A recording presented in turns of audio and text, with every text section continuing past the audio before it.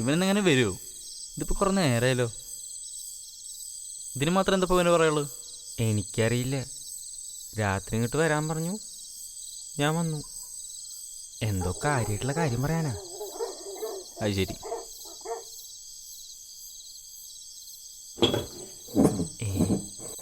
ആ വന്ന നേരത്താണല്ലോ. സാധനം കിട്ടാനേ കുറച്ച് ലേറ്റായി, അതാ.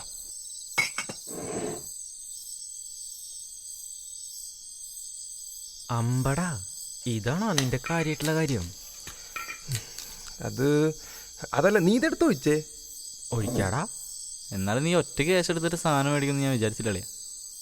അതെ, ഇനി ഇതിന്റെ ഷെയർ ചോദിക്കുവോ? ഏയ്, ഇനി നിന്റെ സിനിമ ഇറങ്ങി, അത് ഹിറ്റായി, അതിൻ്റെ ചിലവിൽ ഞങ്ങൾക്കൊന്ന് അടിച്ച് പൊളിക്കണം. അപ്പം നിന്റെ ഈ കുപ്പിയൊന്നും പോരാ മോനെ. അപ്പോൾ ഇത് നിന്റെ സാധ്യത ചിലവല്ലേ? നിനക്ക് സെലക്ഷൻ കിട്ടിയാ? അപ്പം ഇത് പോരാ, മന്തി കൂടി വേണം.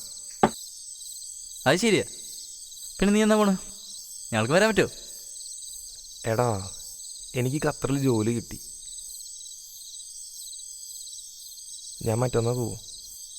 പെട്ടെന്നായടല്ല, ആരോടൊന്നും പറയാനും പറ്റിയില്ല. എടാ, നീ കളിക്കില്ലേട്ടാ. അതെ, അവനിപ്പോൾ തന്നെ അഭിനയം തുടങ്ങി. നീ അടിച്ചേ.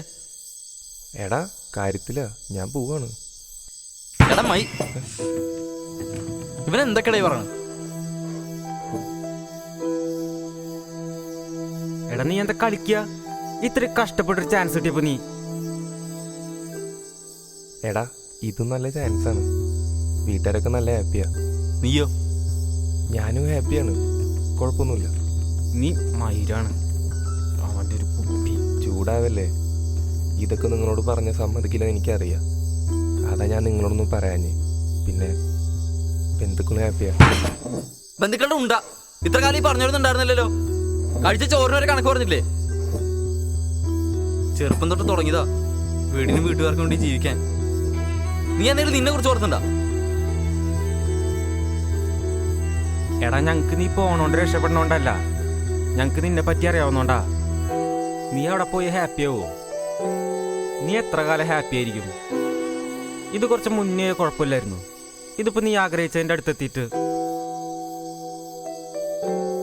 അവളോട് പറഞ്ഞു നീ? എടാ, അവള് ഇത് നല്ലതാന്ന് പറയുന്നു. അടിപൊളി. അളിയ, എനിക്കറിയാം എനിക്കവിടെ പോയി കഴിഞ്ഞാൽ സന്തോഷം നിൽക്കാൻ പറ്റില്ല എന്നും മനസ്സമാനം ഉണ്ടാവില്ല എന്നൊക്കെ. എടാ, നമ്മുടെയൊക്കെ ഈ സന്തോഷം സമാധാനമൊക്കെ നിയന്ത്രിക്കുന്ന ഒന്നുണ്ടടാ, പൈസ. അതുണ്ടെങ്കിൽ പിന്നെ ഈ മര്യാദ ഉണ്ടാവും, സ്നേഹം ഉണ്ടാവും, കുടുംബം ഉണ്ടാവും, ബന്ധുക്കളുണ്ടാവും, എല്ലാം ഉണ്ടാവും. ഇതിൻ്റെ ഇടയിൽ എങ്ങനെയാടാ നമ്മുടെ പോലുള്ള ഒരു സ്വപ്നത്തിന് വേണ്ടി അതിൻ്റെ പിന്നിൽ ഓടാൻ കഴിയുന്നത്? പിന്നെ നിങ്ങൾ പറഞ്ഞത് ശരിയാ, ഇപ്പൊ കിട്ടിയ ചാൻസ് കളഞ്ഞിട്ട് ഞാൻ പോണേ. പക്ഷെ ഇത് കഴിഞ്ഞ് അടുത്തെന്താടാ? അടുത്ത് കിട്ടിയില്ലെങ്കിലോ? ഇതും കൂടി ഇല്ലെങ്കിൽ പിന്നെ ഈ പറഞ്ഞവരൊക്കെ മുന്നിൽ ഒരു പട്ടിയുടെ വില പോലും ഉണ്ടാവില്ലടാ. എടാ, ഈ നാടും വീടും നിങ്ങളെയും പിന്നെ എൻ്റെ ഈ സ്വപ്നമെല്ലാം വിട്ട് പ്രവാസിയെ ജീവിക്കാൻ എനിക്ക് ഇഷ്ടമുണ്ടായിട്ടൊന്നുമല്ല. എടാ, നമ്മളെ പോലുള്ളവർക്ക് സന്തോഷവും സമാധാനം കിട്ടണമെങ്കിൽ പൈസ തന്നെ വേണം.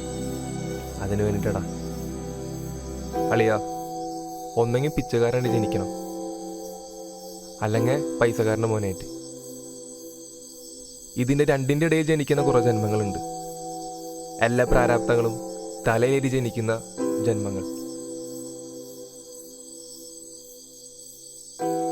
താഴേക്ക് പോവാതെ സ്വന്തം ആഗ്രഹങ്ങളും സ്വപ്നങ്ങളൊക്കെ മാറ്റി നിർത്തി ജീവിക്കുന്നവർ. മുകളിലേക്ക് എത്താനായി എന്തെങ്കിലും വള്ളി നോക്കി നിൽക്കുന്നവർ.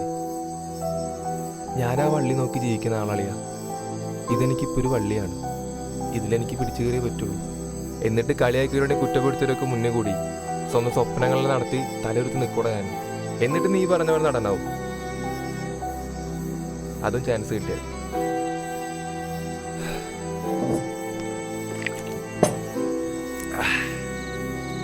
അത് വിടറാ. എടാ, അത് വിട്, ശരിയാവും. എടാ താ,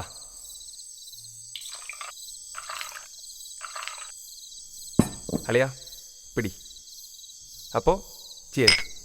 നാട്ടിൽ നിന്ന് വണ്ടി കയറുന്ന ഓരോ പ്രവാസിയുടെ ചിരിക്കുന്നില്ല. അവൻ ഇടയ്ക്ക് പിടിച്ച ഒരാഗ്രഹത്തിൻ്റെ കരച്ചിലുണ്ട്. ഒരുപാട് ആഗ്രഹങ്ങളുടെ കഥ.